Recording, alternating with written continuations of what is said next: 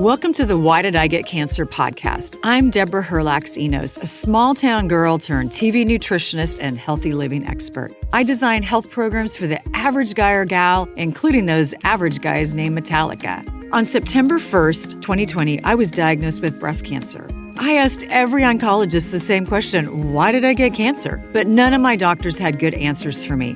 I wanted answers, and that's why I started this podcast. I want to help you to lower your cancer risk and provide self-care tips for those in the battle. I'm getting answers, and I want to share them with you.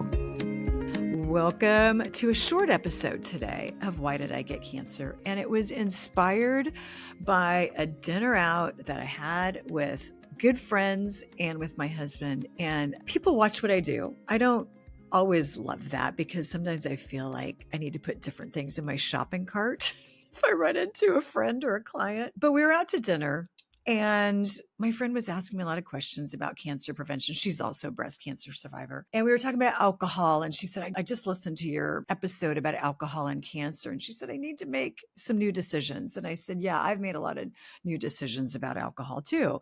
Alcohol used to just be such an easy default. I'd be on an airplane and I don't know if it's longer than 5 hours or if they say there's going to be turbulence, I might order a glass of wine or something. And now I just don't do that. And if I do, I want to make sure I really enjoy it because it's kind of a novelty now rather than a default. So my husband asked me a question, which he's never really asked me before. And he said, after all this research that you've done, after surviving breast cancer, what would you go back and fix? Like, what are the top 3 things you wish you would have done that you're doing now? And I had to really think about it because there's so many things and I talk about them every week. So I'm going to say that these are the top 3 physical things. So I'm going to remove mindset and attitude and forgiveness and even God away from this conversation.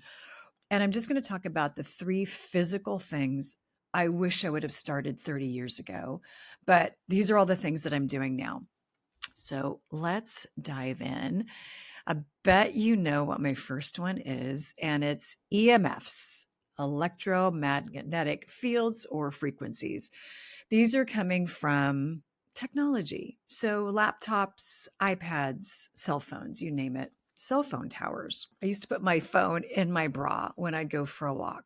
I'd stick it in my back pocket when I went for a walk. If I had my hands full and I was out shopping, I'd stick it in my pocket, front or back. And finally, I got enough information and I read enough research and I thought, good Lord, these things, these phones should never be touching our body ever. And I have made some changes. I am on airplane mode a lot, which helps to dial down the amount of EMFs. It doesn't completely cancel it from coming out of your phone, but it's really it dials down how much EMFs are in it. I have a cover for my phone, which is going to protect me from EMFs. If I ever do use AirPods, I have something I put on them called Wave Block, which knocks the radiation down by 96%, according to some great research, multiple studies that they have done.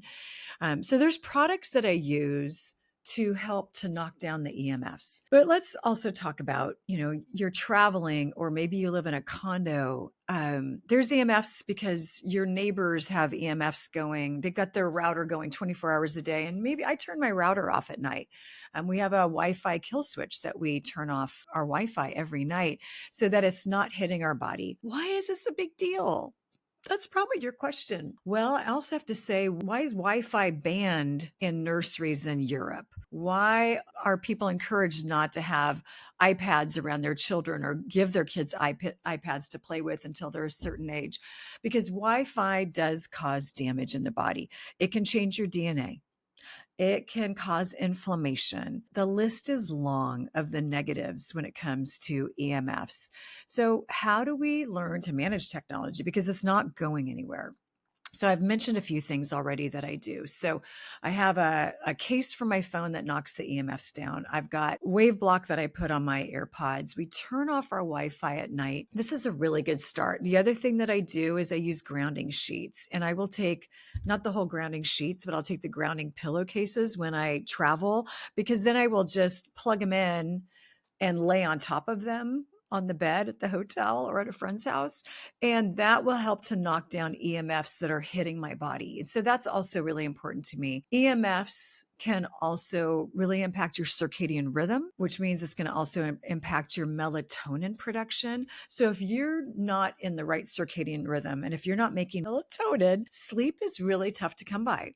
You might find yourself, tossing and turning a lot, having a hard time staying asleep, getting up multiple times in the night. So this can be an indicator that you've got way too much electronic activity in your bedroom if this is happening to you. So I use the grounding sheets. I've mentioned all the other things that I'm using, and then we turn the Wi-Fi off at night. And I feel like that really has put us way ahead of the game here. There's also a 5-cell tower that went up in my neighborhood that nobody asked me if they could put it up, and they just put these things up. And so now I'm going to have to be careful because it's right near my garden. In Europe, they're very careful where they put 5G towers, never putting them next to farms or ranches because it impacts the cattle. It impacts the livestock. There's higher cancer rates. I mean, it's fascinating. And I'll say this again, what happens in other countries versus what happens here in the US. I do love the higher standard and the focus in other countries on making sure that their people and their citizens are safe, and really doing more research and having more awareness, and not always chasing after the almighty dollar by popping up these cell phone towers literally all over town. So that's the number one thing I wish I could go back and fix, but I can't, but I fixed it now. Number two is I wish I hadn't drank out of so many plastic water bottles. Darn it. But I did. We all did. It was the 90s. It was the early 2000s. We didn't have access to stainless steel water bottles. So we got that plastic water bottle and we drank out of that. And microplastics are a really big deal. They're a really big deal. And basically what happens is it disrupts, when you have a lot of microplastics in your body, it disrupts your endocrine system. When your endocrine system gets out of whack, your hormones get out of whack. When that happens, there can just be a cavalcade of issues that are going to happen in your body. When our hormones are not regulated and they're, kind of just going off and doing their own thing, it puts us at risk for a lot of different things, including cancer. It also really increases the inflammation in your body. Anytime you have inflammation in your body, it's a problem, and we need to figure out how to get that inflammation down. So what do I do now? If I really have to drink out of a plastic water bottle, like meaning I am desperate, I'm like coughing or something, I will do it. But I put things in place to make sure that I don't ever have to do that. So I always travel with a stainless steel water bottle. There's plenty of fill stations at airports and, in supermarkets and stores and malls and things like that. So that's something I do. When I travel to countries where I don't know what the water's going to be like, I will take a filtration system with me. There's a couple of different water bottles. I'll tag them in the show notes that I really like, that really filter out the water. If you're really questioning the water wherever it is you're traveling, these bottles are really great. Life Straw is one, and then Clearly Filtered is the other. And then when I'm home, I just got this new water filter and I'm absolutely in love with it. It's called Boroux, Boroux. They have an incredibly high standard, as do I.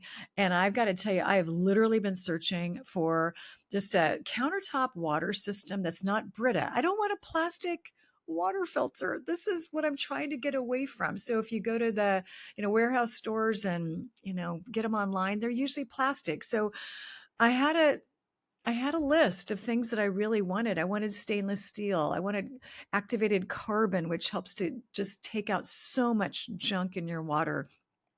And I feel like I found it with this company, Boroux. And boy, it's just a great filter. One of the tests with their filter, which I got such a kick out of, as you're setting the filter up, I did have to watch the video a couple of times because you have to prime the pump. But once you do it, it's good to go.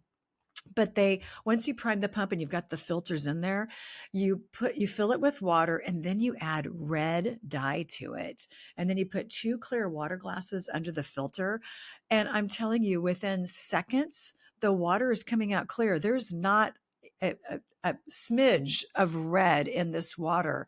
And I thought, mercy, I cannot believe that these activated carbon filters took out all this red dye, and they have you put a lot of red dye in it. So I was so impressed, so very impressed with this filter. So I have that in my home. I drink out of it all day long. So Boroux water filters is great. And then the other thing that I would change is my air quality in my home. And I'm a real outdoor person and I'm outdoors a lot, but in the winter and in the spring, because I used to have horrible seasonal allergies, I'm inside a lot. And I live in an area where there's also a lot of wildfires. And I didn't have a really good filter.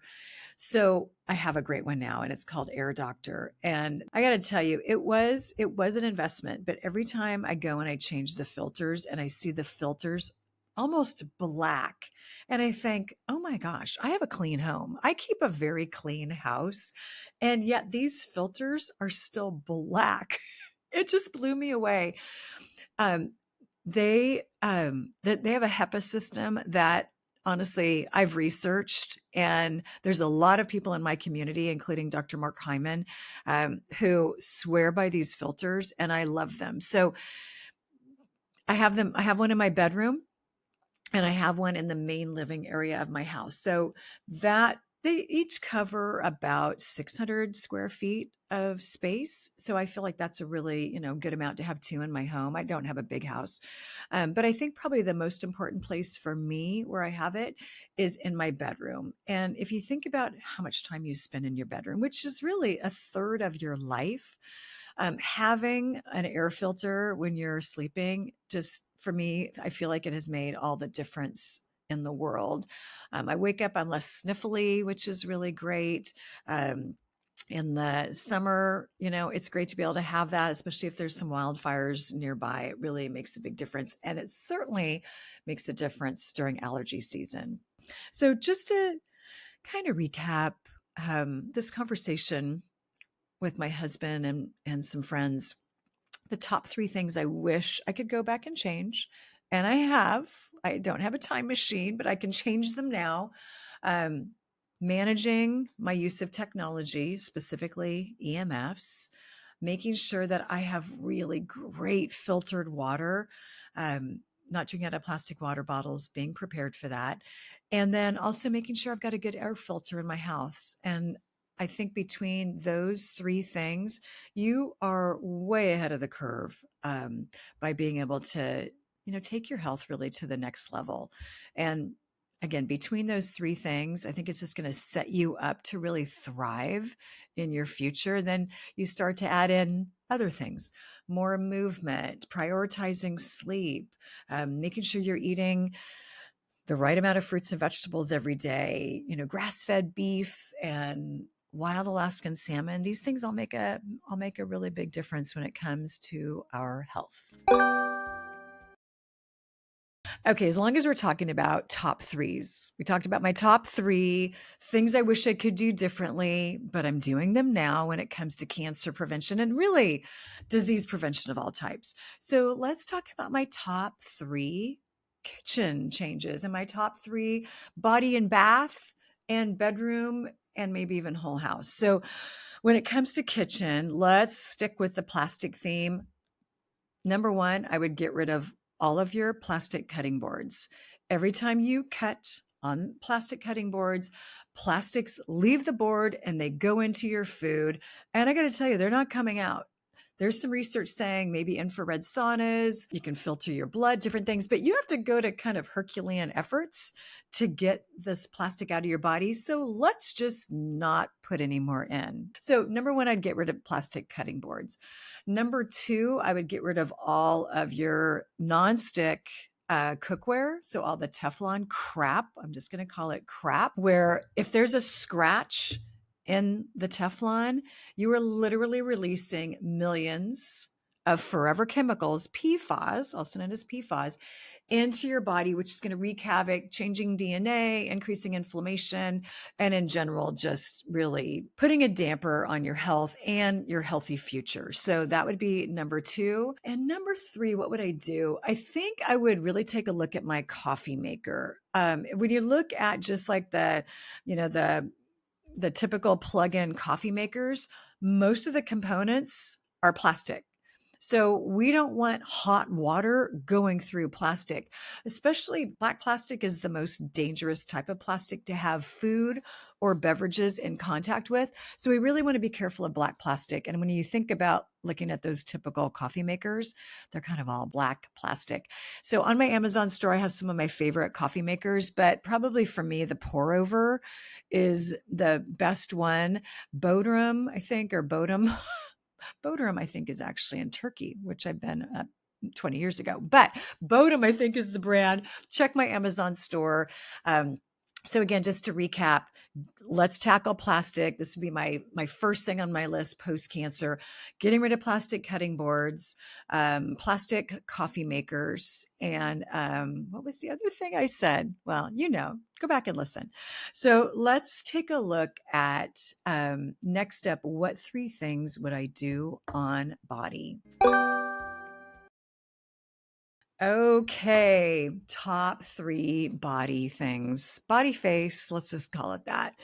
Cosmetics and lotions and all the things that I love. I have always been a spa girl, meaning like a home spa. Even when I was a teenager, I would stay home on Friday nights and do my own little private spa. So let's talk about how I wish I would have done things differently and what I'm doing now. So I used to love this very popular drugstore brand. It's like a sesame oil and it's fragranced and it smells so good and it just makes your skin shine and it makes you smell so great. And it is full of junk. It is so full of junk. So yes, I've had to give up a lot of things like that, but I'm doing other things that are absolutely fantastic and are not going to disrupt my hormones, causing inflammation in my body. So let's talk about a couple of the things that I love. First of all, one of my favorite brands, which I know you've heard me talk about before, is Body Deli. I love that they grow all of their own produce to make these products. And that really means a lot to me. I have been a fan of theirs now for probably almost 20 years. My skin looks fantastic. And a couple of the products that I use a lot from them, their sunscreen, their junk-free sunscreen is amazing. I also use their vitamin C serum. And then they have a neck and body oil or neck and face oil that I love. So I'll tag all those in the show notes. So again, less crap on my face has been really, really good. And then when it comes to fragrance, I can't tell you that I have any great suggestions, but I used to use a lot of perfume. I use perfume. I used to use perfume every day. And now I don't as much. I have found a couple of brands that are really clean that I like. But take a look at fragrance. Fragrance is, there's not a lot of FDA control when it comes to fragrance. So when you see fragrance, it can be a lot of different things. And most of the time, they're not great for you. So take a look at the fragrance you're putting on your body. And by all means, do not ever use those plug-in junky, the brand I'm talking about, where you plug in and your house smells like a forest or it smells like the beach. Horrible idea. Absolutely horrible idea. So let's get that kind of fragrance out of your house. Okay, I derailed there for a second, got on my soapbox. Here's the other thing that I do now. I also use beef tallow on my face. And yes, I'm into it. I resisted for a long time because I just thought it's just way too trendy. But I got to tell you, I've been getting compliments and people keep saying, which brand are you using? What are you using on your face? And the company I use is called Toups & Co. And I have a coupon for them and it's in the show notes. And I think it's for 15% off, 10 or 15% off, which is great. I find that their products really absorb well. They also have a makeup line that I've been experimenting with. And I'll, again, tag all the products that I'm using from Toups & Co. But again, it's clean. The brand was created because the mom, her daughter had psoriasis or some sort of a skin condition, and traditional medicine wasn't helping her. So she went old school, very old school, and started creating this beef tallow for her daughter. And what a surprise, she got better. Boy, okay, I love that. Let's go old school. So as far as Body Deli, I love Toups & Co. And then one of the other things that I'm doing a lot on lips and eyebrows, castor oil. I love castor oil, and one of my favorite brands, which is called Queen of the Thrones. The reason why they named it Queen of the Thrones is they mean like the toilet throne, because it's kind of an old school remedy for constipation. So that's a whole other podcast. But I will say they came out with this new roller, and it's almost like a deodorant or antiperspirant roller. And I roll it onto my eyebrows at night. I put it on my lips. I've been putting it on my mastectomy scar. And what I have found is that it really does seem to help with my eyebrows filling in a little bit. And I feel like my scars are softening up a little bit for all my scars from cancer. So that could just be me, but do your research. But I really like it, and it's great on lips. I'll put it on my lips before bed. And when I wake up in the morning, I still have some on there. It makes it through the night, which is really good. So those are my top 3. I might have given you 4 of all the ways that I've changed my body, skin, and spa routine so that it's no toxins. Okay, here's my top 3 changes that I've made in my bedroom. I'd already mentioned one at the beginning of this podcast about making sure that I got my air doctor. Okay, so I've got my air doctor in my bedroom. It's good to go every night, so I'm breathing really good, purified air. The other thing that I'm doing is, probably 8 months ago, I started using grounding sheets on my bed.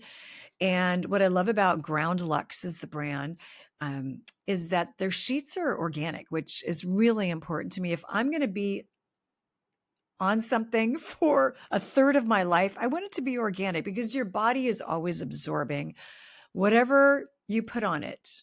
It's always going to be absorbing that. So I love that they're organic. I travel with the pillowcases, as I mentioned. And what I found is that after about 5 or 6 days of sleeping on grounding sheets, all of a sudden I just started sleeping better. And what the research has shown is that sleeping on grounding sheets helps to keep you more connected to the earth, which means you pick up that earth's energy, and it helps to calm you down. It helps to keep you in that parasympathetic nervous system, which parasympathetic, think, you're having a meal with friends, or you're, reading a book and you're just relaxed and peaceful and happy. And that's that lovely parasympathetic nervous system that we want to get into. So I find that the grounding sheets really help to do that for me. And you do not need to be a little bit careful when you're washing them. It doesn't like drugstore cleaners like Tide and things like that. It can kind of weaken the silver threads that are in it. So make sure if you buy them, I highly recommend that. Read the instructions. And they also have, Ground Luxe has come out with like washing sheets, like the detergent sheet that you put in the washing machine, and that helps to keep them safe also.